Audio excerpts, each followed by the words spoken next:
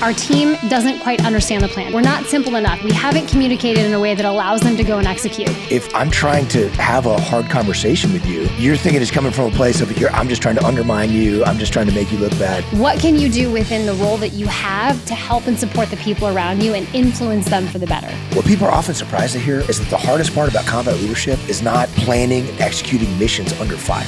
What the hardest part about combat leadership is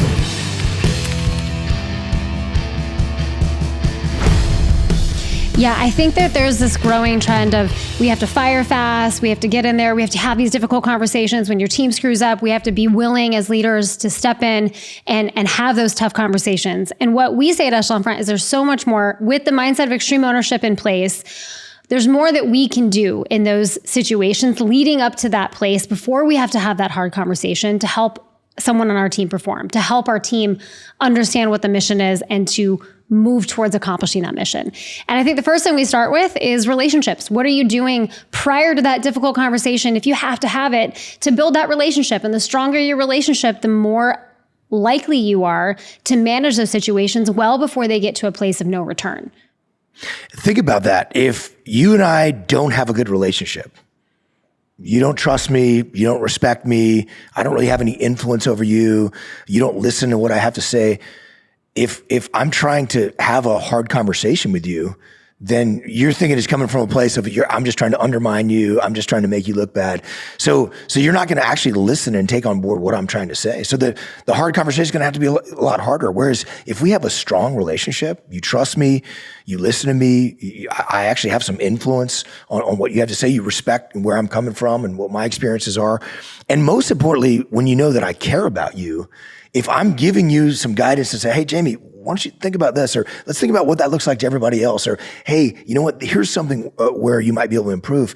You know that I'm actually looking out for your long-term good. So absolutely, if the stronger relationship that you have with someone, the more ability you actually have to influence them. And so that can, instead of having a tough conversation to say like, hey, you're here and you need to get here, we're going to actually have to let you go. I can help you to get better. Just like you can give me some feedback and help me get better if we have a good relationship. I think one of the biggest challenges people have is that they overestimate the strength of their relationships. We assume our relationships are so much stronger than they are. And so we have those hard conversations and they don't go well. They don't land in the way that we're hoping. Whereas if we prioritize earlier, before we have to have those tough conversations, building that relationship, building in that mutual trust, listening to what they have to say, showing that they can influence us, or just showing them that we care about them, we can either avoid the hard conversation or that conversation becomes much more effective because they recognize our true intent and we don't have to try to hide that in the way we're trying to give feedback to someone. Yeah, one of my favorite tools that we teach at Echelon Front, which I think helps to mitigate some of these mishaps in the way we communicate with one another, is the Readback. And I love this tool. I use it all the time. I use it with my kids. I use it with my team. I use it with you guys as you guys put out information, because this tool allows us to, hey, if we do all the things right, we try to manage our tone, we think about the words we're using in our tact, we deliver this message effectively, and we think about the timing, and we've done all those components right, there's still the potential that our team doesn't quite understand the plan, that we're not simple enough, that we haven't communicated in a way that allows them to go and execute. So the Readback becomes our tool for how we test ourselves and how we make sure that we've communicated effectively with our team. So do you want to explain what the Readback is?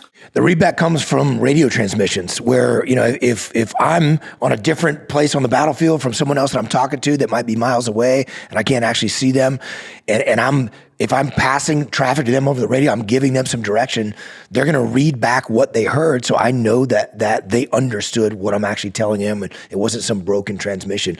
And so how we use that is that it's a test for whether or not you've communicated effectively. If I'm a SEAL platoon commander and I'm giving a mission brief, what we call an operation order before we launch on a combat operation, then I can say, hey, are there any questions? There's generally no questions. No one's asking a question. People generally don't raise their hand to ask questions. Or I could say, do you understand? Most people are going to nod or not say anything. So those things don't tell you anything. But if I actually ask someone in the front row to say, okay, hey, talk me back through the escape and evasion plan. What happens if you find yourself out on the battlefield and you're all by yourself? How are you going to communicate? What nets are you going to monitor? What are your link up points? How are you going to signal? Then I know that they understood it or they didn't understand it. And it's not a test for whether or not they're paying attention. The test is whether or not I communicated effectively. Because if they don't understand it, I know that there's probably a bunch of other guys in the room that don't understand it as well. And so now I know I need to revisit that because I just bombarded them with a whole bunch of information. And we need to go through that again so I make sure that they understand. Because when people don't understand, they can't execute. One of the ways that we prioritize and execute on the battlefield is, before we're going out on a patrol, before the bullets are actually flying around, when we're back in the mission planning space, if we think about the things that might go wrong and we prepare for what to do in the event that those things happen, it's much easier to actually make that call when you're under pressure and under fire. So if I know that we're going to go out on a patrol, we're going to take some enemy, if we might take some enemy fire, I'm looking at the maps. I could say, hey, there's a big building here with some concrete walls.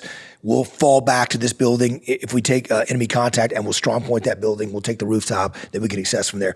Now, when that happens and it's chaotic and it's difficult, I know exactly what to do, and we can make that happen. It's the same thing too. If you and I, have had some frictions, let's say we're peers at a company where we work, and, we've been fighting over resources or, competing over resources, I guess would be a better term. And so, but there's been some frictions between our two departments, and I know that I might get a little emotional, and I know that, you've said some things that kind of got under my skin in the last meeting. Well, then I should write down some contingencies to think about ways, okay, I'm not going to allow myself to get emotional. If Jamie says something that I feel like sets me off, I'm going to just deflect. I'm going to relax. I'm going to look around. I'm going to make the call. I'm going to try to de-escalate the situation so that we can move forward in a positive direction to be able to solve this problem together so our whole team can win. And if I'm doing that, I'm thinking about those contingencies, I'm going to be a lot more prepared to handle it. And then we can debrief. After we come out of that meeting, I could debrief for myself and think, okay, how did I do? Did I do well? Did I do not as well as I should have? What can I do to adjust going forward to fix it? When we talk about everyone as a leader, it's helping people understand that you have the capacity at whatever level you're at right now to determine the outcome and to influence the people around you for the better, even if you don't necessarily have that leadership role. What can you do within the role that you have to help and support the people around you and influence them for the better? And what you just said is that's really what leadership is, influence. Your ability to influence others, that is leadership. And you can influence people for ill, right? You can influence people in a negative direction. Leadership, good leadership is influencing people in a positive direction so that they can accomplish the mission and win. They can work together as a team. This is something when we talk about leadership and we talk about combat leadership in particular, sometimes people are like, well, how does that really apply to me? I'm not in combat or I'm not in the military unit. What people are often surprised to hear is that the hardest part about combat leadership is not planning and executing missions under fire. What the hardest part about combat leadership is getting a diverse group of people with different skill sets and different agendas and different perspectives to work together as a team to accomplish the mission and win. And of course, you don't need to be a senior person to do that. You can, whatever capacity you are on that team, whether you're an individual contributor, whether you're a mid-level manager, whether you don't even have a team assigned to you, you can lead people, you can influence them in a positive direction so that everybody can work together to accomplish the mission and win.